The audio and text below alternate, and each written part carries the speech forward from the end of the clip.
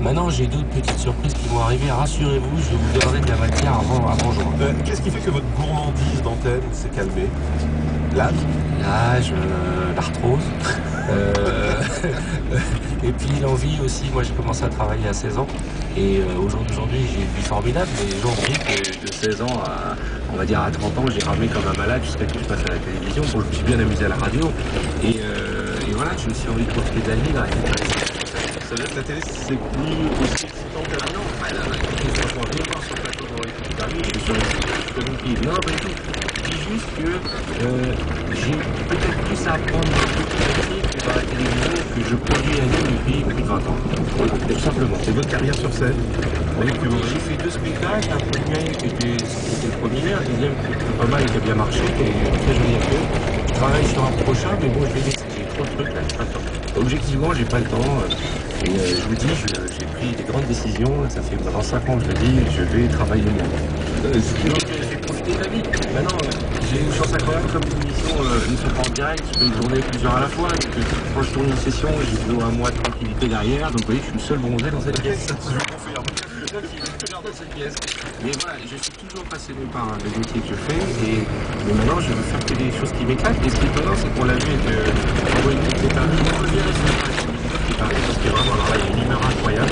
Parce qu'autant pour écouter bien les spectateurs d'un show, et on les regarde s'éclater, tomber, rouler par terre, autant dans la musique qui est parmi, vous allez participer, parce que c'est de la chanson, et vous, devant votre télé, je le parie, je vous l'écris, vous ne pourrez pas vous empêcher de chanter avec eux. Ce qui est étonnant, c'est que quand je vous avais reçu les fois précédentes et que vous parliez de votre one-man show, j'avais l'impression que c'est vraiment votre priorité. Ça l'est toujours. Ça l'est toujours. Actuellement, je joue des petits sketchs dans les salles ouvertes, des trucs comme ça. Mais vous savez, j'ai fait 600 représentations plus le dîner de con en 5 ans. Donc en 4 ans. Donc au bout d'un moment, il a fallu aussi reposer les gens que j'allais voir en province. Faut qu'ils aient tout créé du désir. Donc avant de repartir en tournée, je veux un nouveau truc. Et puis, vous savez, il y a beaucoup de monde dans ce métier qui est le one-man show.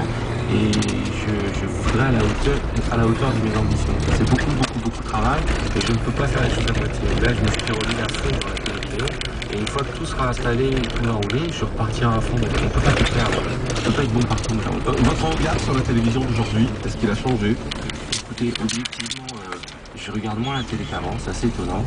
Moi qui en suis un passionné, je trouve que la télé elle est de plus en plus politiquement correcte. Les gens pensaient s'attendaient à une révolution sur la télé, on a surtout de la rediffusion, ça arrive avec l'évolution.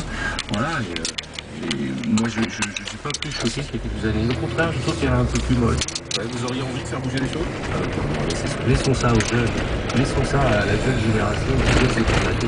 Qu'est-ce que vous voulez bouger? Je pense qu'au jour d'aujourd'hui, tout est un peu marketé, qu'il y a une certaine mondialisation dont on parle, il y a universel. Et donc au jour d'aujourd'hui, il y a les énormes groupes qui surnagent parce que dès qu'il y a une idée, elle part dans 40 pays.